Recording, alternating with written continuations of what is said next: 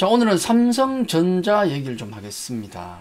지금 현지 시장에서 가장 핫하게 이슈로 떠오른 게 자사주 10조 원을 매입 발표를 한 삼성전자죠. 자사주 발표 전까지 뭐 대폭락을 해왔었고, 우리 국내 간판 선수인데 무려 4만전자가 돼버렸죠. 49,900원까지 가버렸다는 거.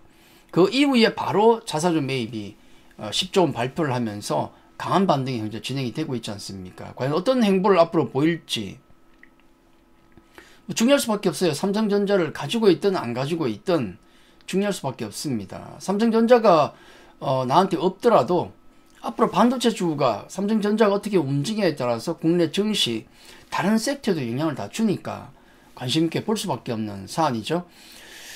자, 삼성전자가 이제 49,900원을 찍고 4만전자를 보고 난 이후에 향후 1년간 10조 원의 자사주를 매입하겠다고 발표를 했죠. 근데 이제 여기에는 조금 문제는 있었어요. 지난 금요일에 있었던 일인데,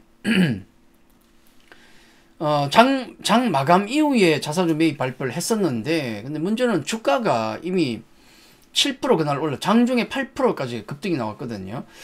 주가 대폭락 이후에 반등이 나오는 것 치고는 너무 세게 나오니까, 반등이. 예, 너무 세게 나오니까 뭐가 있나 그랬는데 장 끝나고 보니 갑자기 10조 원 발표가 나온 거예요. 그럼 이거는 제 생각에는 좀 센 게 아닌가, 정보가 좀 센 게 아닌가, 이런 부분 때문에 욕을 먹는 겁니다. 이런 게 클린해야 되는데 뭐 의심은 하지만은 확정은 없죠.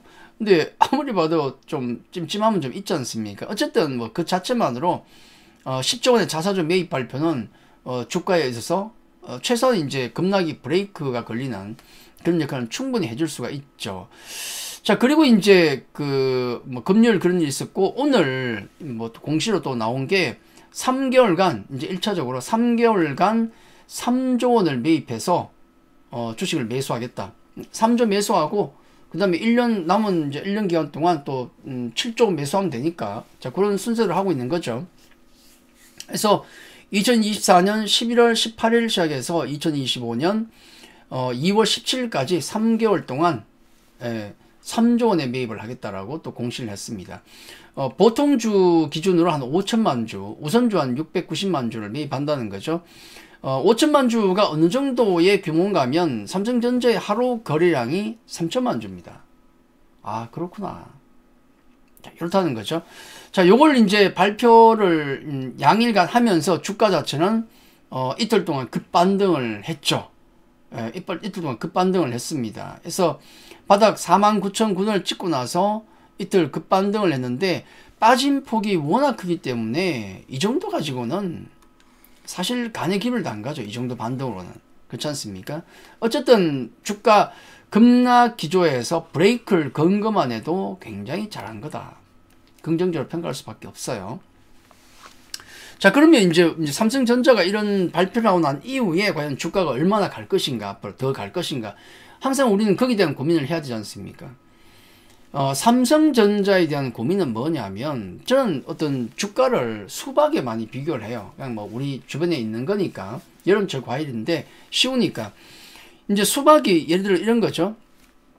가격을 이제 책정할 때, 우리 뭐 어제 가게 앞을 지나갈 때 수박이 10,000원 하던 게 오늘 지나가니까 수박이 보니 가격이 7,000원이 됐어요. 예를 들어 7,000원으로 다운됐습니다. 사야 됩니까? 이거 사야 됩니까? 안 사야 됩니까? 어제 10,000원인데 수박값이 오늘 7,000원이야. 웬만하면 사겠죠. 그렇죠. 근데 못 살 경우도 있어요. 내 주머니에 돈이 없으면 못 사는 것이 뭐. 우리 국내 증시가 지금 돈이 없어요, 일단. 자, 그러면 기본적으로 갖고 가고, 자, 삼성전자라는 이 수박, 이걸 지금 살려고 합니다. 뭘 해야 돼요? 첫째, 싼가 비싼가? 야, 이게 어제 얼마 있는데 오늘 얼마지? 내일은 얼마 할까? 지금이 싼가 비싼가 비교해야 돼요. 비교 대상은 옆에 메론도 있고 뭐 참외도 있고 많지 않습니까? 비슷한 과일, 미국의 마이크론이라든지 엔비디아라든지 한국의 SK하이닉스 비교를 해야 되죠. 지금 PR이 한 9.8배입니다. 자기가 버는 돈에 9.8배 가치를 더 얹어서 거래가 되고 있는 거예요. 우리 증시가 지금 몇 배죠? PR이 우리 증시가 버는 돈의 몇 배의 거래가 되고 있습니까? 8배입니다. 8배. 8배 초반이에요. 우리 증시 전체보다는 조금 비싸게 대접받네요. 뭐 이건 인정해야 됩니까? 삼성이 좋습니까? 삼성전자가 좋습니까? 우리 코스피 전체가 좋나요? 네, 그렇게 비교하시면 돼요. 조금 더 비싸구나. 우리 시장보다는. 싼가 비싼가는 각자의 판단에 맡길 수도 있어요. 그죠? 자, 그리고 또 중요한 건 뭐냐면, 문제는 껍데기만 보고 이렇게 판단해야 되니까 이게 썩은지 안 썩은지 몰라. 어제 10,000원 하던 수박을 오늘 보니까 7,000원 하거든요. 오, 싸네? 해서 얼른 사왔습니다. 집에 와서 쪼개보니까 안에 썩었어. 익지도 않았고, 어떤 건 보니까. 그럴 수 있잖아요.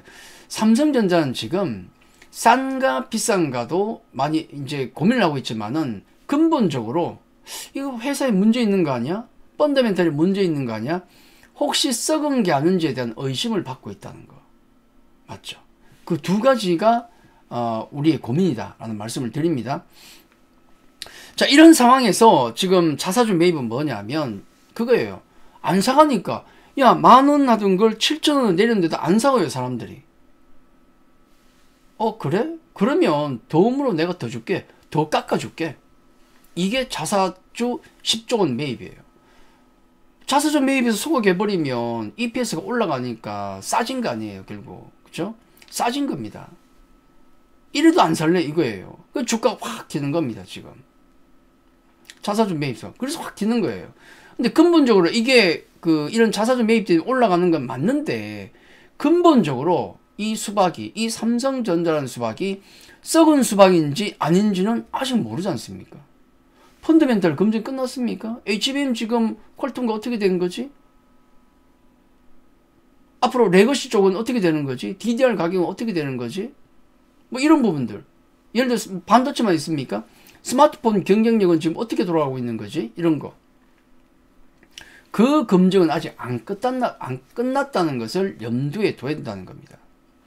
자, 그러면은 쉽게 접근을 하죠. 그러면 얼마까지 펀더멘탈이 검증이 안 된 상태에서 얼마만큼 주가가 움직일 수 있을 것인가? 자, 여러분 얼마 전에 기사 나온 게 있습니다.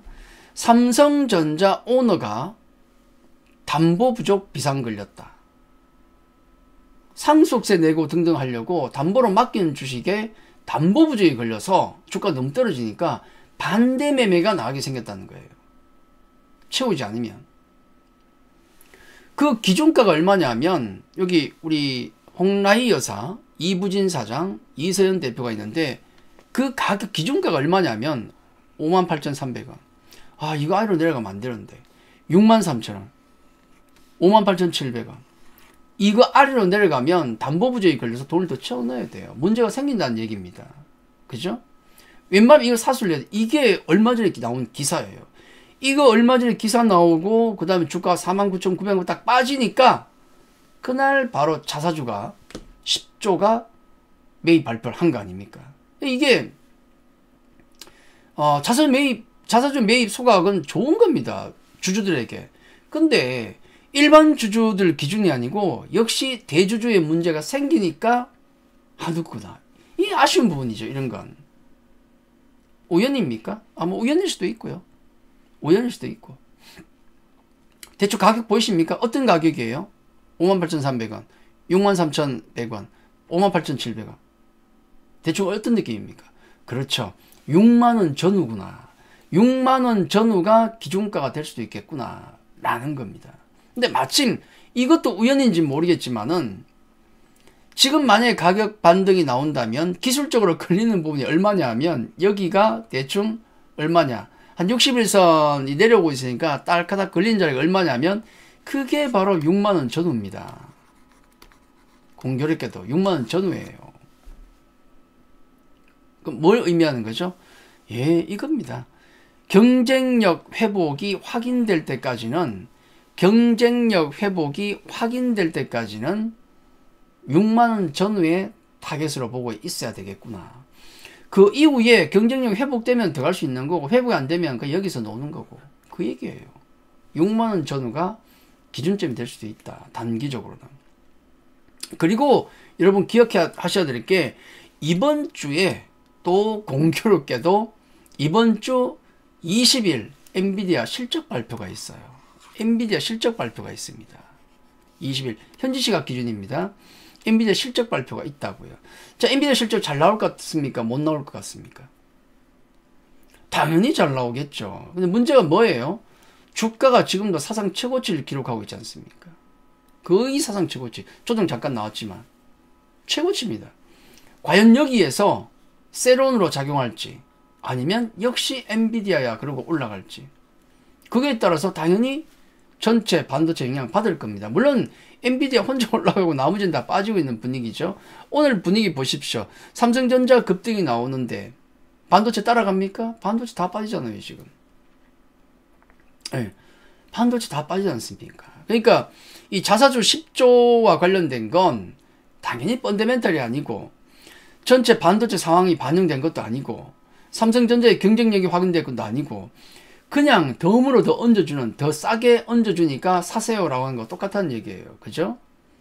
자사주 매입만으로 주가가 올라갈 수는 없는 겁니다.